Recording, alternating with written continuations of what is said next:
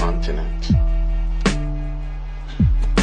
Some know of Wounded Knee where 300 more or less were killed, and Sand Creek where another 300 more or less were killed. But we all need to know of Tenochtitlan, where 10,000 warriors in unarmed rituals were killed at the hands of dishonorable Europeans. Cajamarca, where 7,000 unarmed warriors were killed at the savage hands of cowardly Europeans.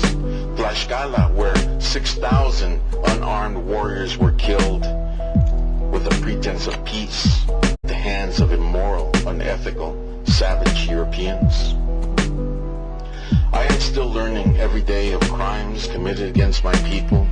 I am still learning of accomplishments that we made, of archaeological sites discovered, of our art that has been